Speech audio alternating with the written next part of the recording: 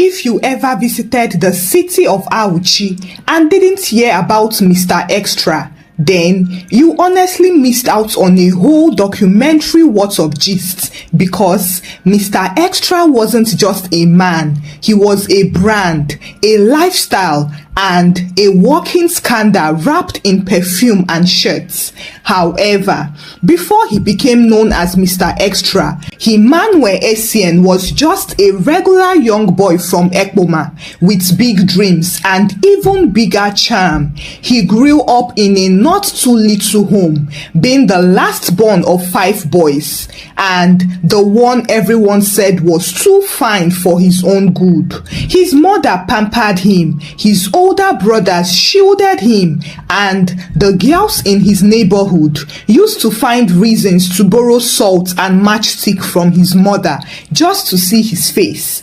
Emmanuel later moved to Auchi, and by the time he turned 30, he had built a small real estate business. Nothing too fancy, just enough to keep his car clean, his wristwatch shiny, and his phone forever vibrating. Then he got married to Abigail, a sweet and kind woman from Benue. She was smart, prayerful, and had the patience of Job in the Bible. He met her at a wedding in Makurdi, and they casually danced to an old P-Square song. Emmanuel couldn't stop staring, and as expected of Mr. Extra, by the end of the wedding, he already had her number. By the end of that month, they were dating, and surprisingly, by the end of the year, she was his wife. When he brought her home to Auchi, everyone thought Emmanuel had finally settled down, but no, they were wrong, because that was when the extra in him came out more.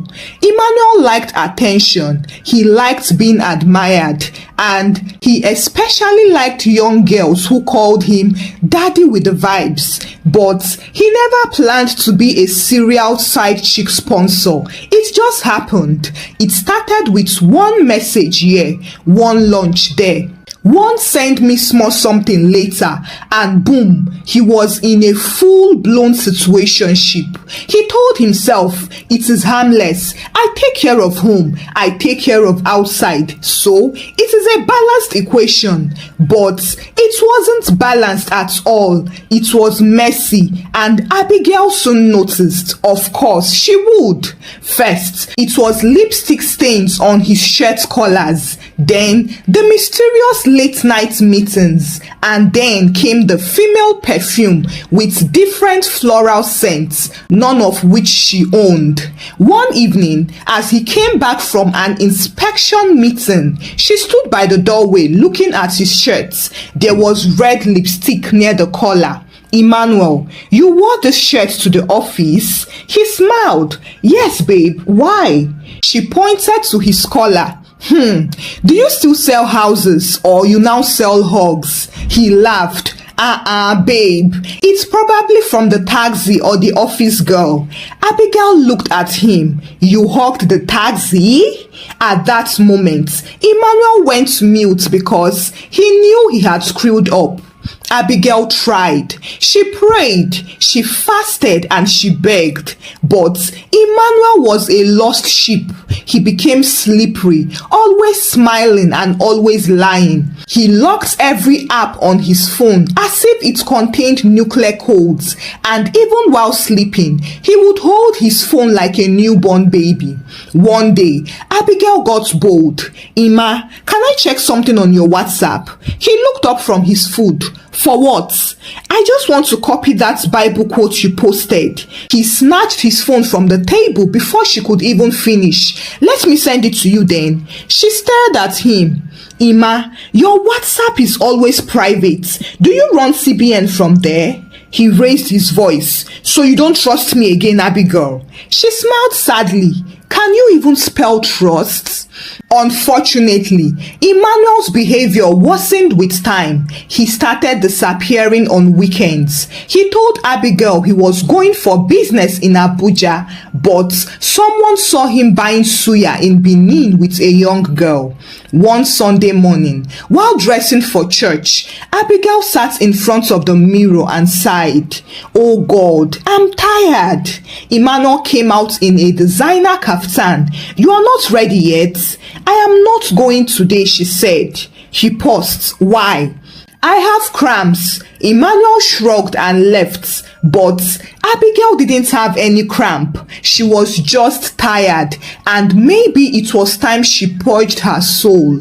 That morning, she cried, but it was not the weak kind of crying. Rather, it was the kind where the soul leaks. Then she stood up, took a notebook and began writing. "From today, I will stop praying for Emmanuel. Now, I will start praying about him." Abigail wasn't the type to shout. She believed that silence was louder than noise. And so, after 3 years of talking, crying, fasting, and even trying girlfriend advice from YouTube, she came to a conclusion. If I can't beat Emmanuel, maybe it is time to play his game. But I will play it smarter. You see, Abigail wasn't foolish. She had always known about the calls he didn't take at home, the brotherly hugs he gave to certain women at church, and the extra business trips he claimed to attend that involved no meetings, only to come back with hotel receipts and perfume that smelled like sin. But instead of packing her bags or creating drama on social media, Abigail sat down with a glass of wine one evening and smiled to herself. Okay, let's see how far this rabbit can run when he falls into his own trap. She didn't want revenge for pain's sake. No, she wanted something deeper, a lesson, something like a life reset or a holy slap without using her hands. That was when she called her maternal cousin Eloho. Eloho was a young, stunning, and beautiful girl, sharp as broken glass. But more than that, she had sense and loyalty. Abigail called her one afternoon. "Cousin, I need your help," Abigail pleaded. "Talk to me." "It's my husband." Eloho raised a brow. "Ah, say no more. What do you need?" Abigail explained her plan. Eloho laughed so hard that she nearly choked. "Wait, you want me to catfish your husband in real life?" "Not catfish, just be friendly, Let him chase while you lead him, but make sure he pays for the fuel." Eloho shook her head. "Abigail, you are a very dangerous woman." "I wasn't," Abigail protested, "but I married a man who brought the devil into our home, and now I need him to meet a hotter devil outside." And so the plan began. Eloho would have to move to town and start working in a boutique close to Emmanuel's office. As typical of Mr. Extra, he would jump straight into the trap, thinking he was the hunter, not knowing he was the meat on the table. It was a Thursday evening and Emmanuel had just closed from work. He was feeling himself as usual with his fresh haircut, shiny shoe and his shirt 2 buttons open, just enough to show chest hair he believed made him look like a Nollywood star. He stopped by his favorite suya spot when he heard a soft voice behind him say, "Oh no, my bag!" Emmanuel turned and there she was, Eloho, in full form. Her lips were like soft buttered yam. Her eyes sparkled like car headlamps at night, and her waist could start a traffic jam. She bent to pick her purse, and Emmanuel, like a finished man he was, bent too. Their hands touched, and background music played in his head. Maybe it was just a passing moment, but in Emmanuel's mind, the universe had pressed slow motion. temptation. Are you okay? He asked as he helped her up like a Bollywood gentleman. Yes, thank you very much, she smiled. I am Emmanuel, he said, adjusting his collar that didn't even need adjustments. Hello, nice to meet you, sir. Please call me Emma. Eloho smiled. Hook, line, and brother was sinking so easy than she even thought. The next few days moved like a badly written romance movie. Emmanuel started passing the same route more often. He even started dressing extra fresh and using that expensive perfume he kept for board meetings. Except that now, the meeting was between him and temptation, and he didn't want to flee. He bought Eloho lunch the next time he saw her and then proceeded to take her out to dinner. Then, one day, he sent her 100,000 naira for small self-care. She replied with, God bless you, Papi. Now, that Papi unlocked a new level in his brain, the mumu side.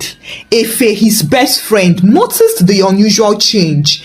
Guy, this your new glow. Who be the babe now? Emmanuel giggled like a schoolboy. It's just someone I'm mentoring, nothing serious. Efe eyed him. Mentoring or manufacturing problems for yourself. Emmanuel laughed. You won't understand. No wahala now. But when she mentors your account dry, don't cry near me, oh. However, Emmanuel called him bluff. He was deep in the sugar that Eloho promised. Eloho would giggle and play shy while he would open his whole soul and bank accounts. Meanwhile, Abigail was watching from the background, sipping water and minding her business like a queen watching her trap work. And Eloho kept the act tight. She never slept with him and never let it get too far, but she milked every wallet zipping moment. Was it a new phone? He bought it for her. New shoes? Done. And spa treatment? Of course. Emmanuel did all these things effortlessly because, to him, he felt alive again. He once told Eloho, I don't feel this young at home anymore. She smiled and replied, maybe your home is too mature for the boy inside you. And he laughed like a man dancing on his own grave. But what he did not know was that the countdown had already begun, because while Emmanuel was falling in love, Eloho was falling into someone else's arms, and the big reveal would land like thunder. For weeks, the act went on and Emmanuel walked around like a man high on love. He even bought matching hoodies for him and Eloho with king and queen printed on them. Meanwhile, Eloho kept her face sweet and her bank alerts came in sweeter. She would captivate him with her puppy eyes and say, you understand me so well. You are not like the other boys out there. Emmanuel would puff his chest and say, I am a man, not a boy. That is why you deserve to be spoiled. And about being spoiled, oh, Eloho was being spoiled like banana in a hot car. He paid for her online business class, transferred 500,000 naira for her rent, bought her a new phone, and still asked, do you need a new number too? At home, Abigail noticed the sudden kindness and spontaneity in him, but she kept calm. She simply sent a message to Eloho. You can start wrapping up. It is time. Meanwhile, Eloho was busy planning her big wedding, not to Emmanuel, but to Edward, her real love, her actual man, and the one who didn't call her investments. She told Edward everything. Babe, this man is married to my cousin's sister, but he is proud and foolish. I am only milking him and sending the money to our wedding planner. Edward shook his head. So, this is your cousin's plan? Eloho smiled. Yes, revenge with style. They both laughed, and then the big move came. One day, Eloho told Emmanuel, "I'll be traveling for a while. My cousin in Canada is getting married and I need to go help her." Emmanuel was surprised. "Canada care? Anyway, let me book your flights." She smiled. "Thanks, Papi, you are my angel." Emmanuel transferred 700,000 naira that night with the message, "Go and shine like the queen you are. Represent me well in Canada." Well, Eloho used that same money to pay for her wedding venue, and then 1 week later, Emmanuel was in the living room when the courier knocked. Delivery for Mr. Emmanuel Essien. He opened the package. It was a wedding invitation decorated in gold and cream. Who invited me for wedding? He read it casually at first, then again, and then he read it slowly. Bride, Eloho Ogogore. Groom, Edward Chukwuma. Date, next month. Venue, the same hotel he once took her for mentorship. His mouth hung open and his chest started drumming. He flipped the card back and forth like it would change. He ran to the mirror and looked at himself. Am I mad? He walked around the house, sat down, and then stood up, and then sat down again. Am I dreaming? No now. Wait, she used my money to marry another man? This insult was spiritual. He opened WhatsApp and checked her number, but he had been blocked. Her Instagram was gone. He went to Snapchat. Well, she already snapped out of his life. He screamed, but no sound came out. He went to the kitchen and opened the fridge, stared into it, and then closed it. There was nothing inside there for heartbreak. That night, he couldn't sleep. He stared at the ceiling silently and kept saying in his mind, "I have suffered." But the worst part was he couldn't even cry out loud, because how do you tell your wife that your side chick used your own money to do owambe for another man? In his confusion, Emmanuel forgot the invitation card in the kitchen beside the blender. And so, the next morning, as Abigail went to make breakfast, she spotted it. She picked it up, opened it slowly, and when she saw the bride's name, her lips curled into the softest, most satisfying smile of the year. She nodded slowly and said, "Game over." Just then, Emmanuel walked in with his usual fake confidence. His eyes were red. He didn't sleep a bit at night as his heart was broken into tiny pieces. Pieces he couldn't even sweep up because of shame. Abigail turned to him, holding up the card like a judge revealing the final verdict. "Did you see this?" she asked calmly. He blinked and his soul jumped, but he kept his face flat like a well-fried akara. "What is that?" Abigail tilted her head and smiled. "Wedding invitation. A girl named Eloho is getting married." "But wait, isn't that the same name as your mentee?" Bam! That was a direct hit. Emmanuel froze. His heart skipped 3 times and the beat changed. He scratched his head as if there was a mosquito living there. "Oh, really? I didn't know. I mean, maybe it's a different Eloho." But even he didn't believe his own lie. Abigail just nodded slowly, walked past him and said over her shoulder, "Life is full of surprises, Sha." Emmanuel stood there sweating like a goat in a pepper soup pot. He wanted to scream. He wanted to cry. He wanted to enter the ground like Wi-Fi signal in a village, but he couldn't. That night, he lay in bed beside Abigail, facing the wall like a stubborn child. His soul was dancing azonto in sadness. Abigail turned and asked, "You've been quiet lately, Ima. Is everything okay?" He nodded, still facing the wall. "I am fine." "Do you have any trouble at work?" No, everything is going smoothly. Smoothly into the gutter, Emmanuel said in his mind. Abigail reached out and touched his back gently. You know you can talk to me, right? He wanted to say it. He wanted to scream. My side chick has finished me. But shame held his throat like tight jeans on a fat man. So he simply said, I'm just tired, long week. Abigail nodded and turned off the lights. But in the dark, Emmanuel's eyes were wide open, staring at nothing but seeing everything. His side chick had upgraded. His money had married another man, and his wife was sleeping like a peaceful queen. In the days that followed, Emmanuel fully entered his silent morning phase, and he tiptoed around the house like a tenant that owed rent.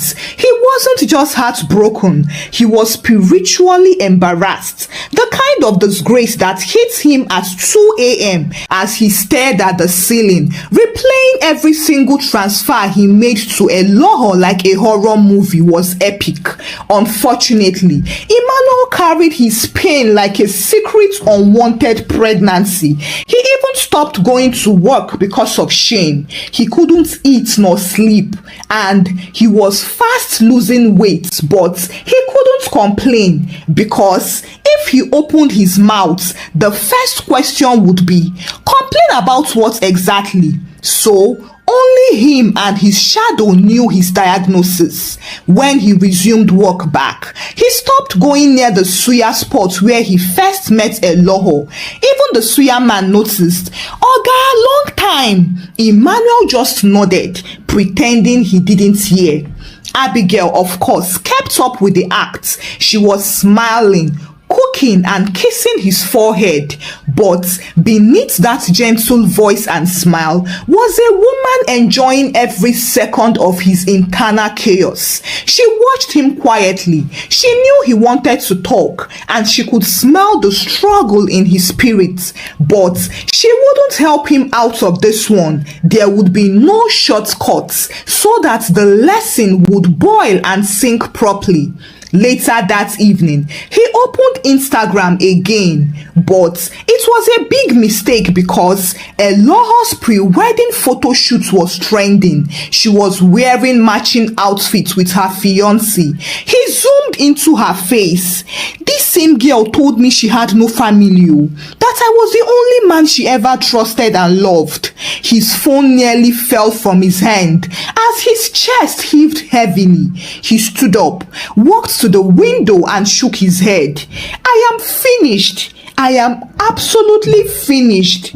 And in that moment, he felt not just heartbreak, but a shift. He realized that the streets had finally outplayed him. And worst of all, he couldn't even scream. He couldn't cry. He couldn't snitch. Neither could he post cryptic quotes online because he was married, and the side chick that played him was now cruising publicly with her real man. So he suffered quietly, deeply and respectfully, because a man who cheats in private has no right to cry in public.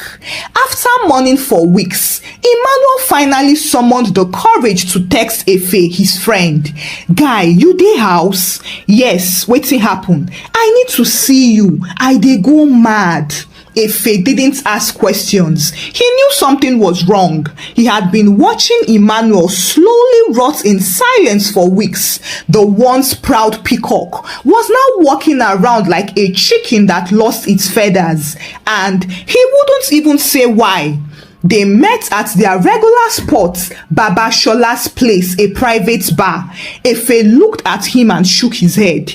Guy, what is going on now? You look like the before picture in a poverty campaign. Emmanuel didn't even have the energy to respond. He just sat down and said, Eloho used my money to marry another man. Efe's mouth dropped open. She what? She invited me to the wedding with the card I paid for. There was a moment of silence, and then Efe exploded. Ayebo, Ayeba, this is not heartbreak, oh. This This is premium full option factory fitted disgrace. Emmanuel groaned. Don't laugh, abeg. Guy, you are now a bona fide wedding sponsor and you can't even attend the wedding. Efe laughed so hard that the table shook. Oh, so that is why you have been looking like roasted corn. It took you this long to realize that side chicks are more dangerous than area boys. Emmanuel sighed sadly. I messed up. No, you didn't just mess up. You enrolled in the University of Foolishness and graduated with first class. Efe continued, this time with less sarcasm and more truth. Mr. Extra, you had a wife who warned you. You had peace at home. You had a soft landing, but no, you wanted fire. You saw red flags and said, wow, nice decoration, bring it on. Emmanuel couldn't hold back his tears at this point. I thought I was in control. Efe scoffed. Control? Bro, you were a remote and that girl pressed you very well. Emmanuel buried his face in his hands. Efe patted his back and added, but hey, lesson learned, yeah? Sharp lesson. Good. Now go back home and hug Abigail, wash plates, rub her back and watch her boring shows with her. No more sugarberry. No more mentorship. From now on, you are a one-woman soldier. Oya swear. Emmanuel raised his hands weakly. I swear, side chick life don't end. Efe smiled. Welcome back to your senses. Let this pain stay with you anytime your eyes start misbehaving. And with that, Emmanuel stood up, still ashamed, still broke, but a little wiser, and he officially retired from the Ministry of Side Affairs. 3 months had passed since the wedding invitation that shook his soul, and Emmanuel was no longer the same man. There were no more secret phones, no more late night meetings, and no more using mentorship as a cover for philandering. He had become what some men feared, a faithful husband. He deleted all his old contacts and blocked the girls. And just like that, Emmanuel turned into an intentional husband and became the sweetest and loving man to Abigail. He was no longer Mr. Extra, but now Mr. Extremely Careful.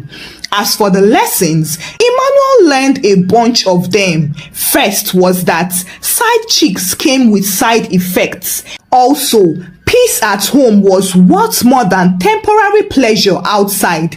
And most importantly, he learned that not every woman cries or shouts. Some of them just plan your downfall while smiling. Thank you for watching the story. Kindly share your thoughts about the story with me in the comment section. What lessons did you learn from the story? And also, what did you love about the story? Share the story out with your loved ones and give the story a thumbs up. Subscribe to this channel if you've not done so by now. Until I bring another story your way. Bye!